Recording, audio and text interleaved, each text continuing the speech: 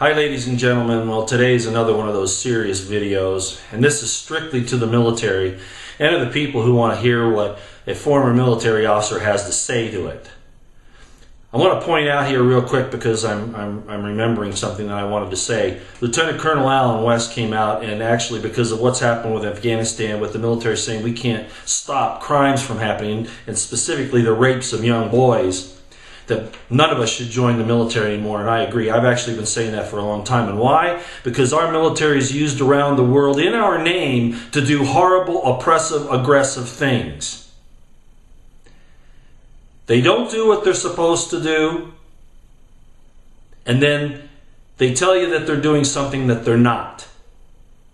The worst type of omission is the omission that's a lie, the lie of omission. Well, I won't philosophize more on that. I think I'm going to do that pretty much in what I'm going to read to you here today. Again, this is to the military, enlisted officers, general officers, warrant officers, civilian bureaucracy, all the way up through the secretaries of the services, the Secretary of Defense, the President, the entire command structure. Because it's time we call this for what it is. The proof is in the pudding. So this is to you. And yes, I am angry. So, the Russians have done in days what you could not do in years?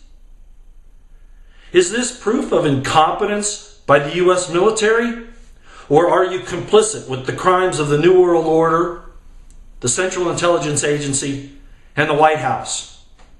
Your own DIA former Chief General Flynn implicated that, endangered his life and that of the lives of his family. Is this strategy or criminality in which you are engaged? It's not strategy, it's criminality. Oh, you say, we are subject to the policies and orders of the politicians' decisions. We are subject to civilian control and orders. Really? It amazes me you cite the Constitution when it suits you and the military intelligence security complex, but you don't say that you'll stand by the Constitution and defend it when it does not suit the New World Order, the CIA, and the White House.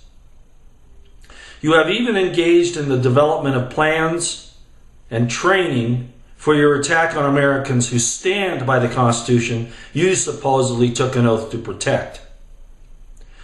What did you do in Katrina? And yes, I know those were National Guard primarily, but they're still part of the military outfit. They seized weapons from American citizens in violation of the Second Amendment.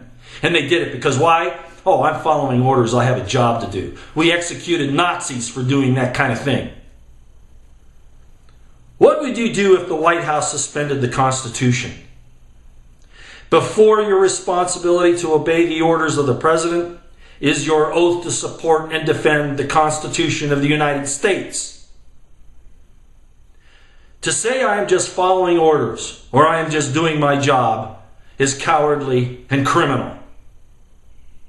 Oh, we have rules of engagement placed on us. That's why we could not win Vietnam, Iraq, or Afghanistan, you say. Really? Or is it really you are part of and complicit with the rest of the military intelligence security industrial complex, ensuring your job security by promulgating perpetual warfare? I am not disparaging honest and courageous soldiers, but the brass is certainly corrupt, and most of the senior officers, senior NCOs, and certainly the likes of the service secretaries and the Secretary of Defense and the civilian bureaucracy are corrupt.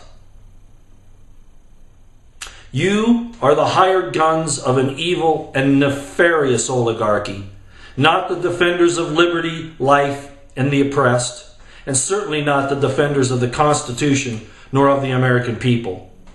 And to those who think you are, I quote Cicero, quote, that kind of courage which is conspicuous in danger and enterprise, if devoid of justice is absolutely undeserving of the name of valor. It should rather be considered as a brutal fierceness, outraging every principle of humanity. And that's from Cicero, The Offices, Book 1, Chapter 19. Is ours a military that is a force for good, as the U.S. Navy so claims in its recruiting efforts? If you think so, where is the evidence? The fruit of those labors? What have you wrought? While in military schools, I was not taught that the military abides and defends the Constitution and liberty. No. I was taught we are here to force our will on the enemy. What enemy? And is it for good or for evil that we do this? That is the defining difference. I saw over the course of my career a military more concerned with its existence and power than its rightful purpose of that existence and use of power. I saw a military used to effect social change in the greater society, not to ensure the Bill of Rights. I saw a military willing to sacrifice the very people, things, and principles it was supposed to protect. The Russians have proven your conspiring and deceitful ways. Discipline and cohesion in the military and to its command is necessary. But collusion and lies, murder for gain, and treason is not. King Arthur said it best in the movie Camelot. Not might to right, but might for right. I'll add a little name calling here at the end for anger's sake. And just to know I have this human side to me. You are what my friend Brand Thornton says you are. A bunch of damned criminal pussies. American people, your military is not representing you and your values as far as the Constitution and Bill of Rights is concerned around the world. As I said in my last video, the American people have turned from the principles that allowed God to protect us. And we are at the mercy now of psychopaths and sociopaths because we, the people, want our comfort zone, not the truth. But back to you, military, even if the people are that stupid, that ignorant, that laissez-faire, you still took an oath. You still have the God-given responsibility that you took upon yourself to stand not for the president, not for the Congress, not even for the officers appointed over you, but to the Constitution of the United States, the Bill of Rights, and all that that stands for. If the tree is poisoned at its roots, it dies. If a spring of water is polluted at its source, the rest of it is polluted. If the head is rotten, the body dies. The decency of this country is in the people, but they have been rotted out from the top down. If nobody else will stand against this, you must.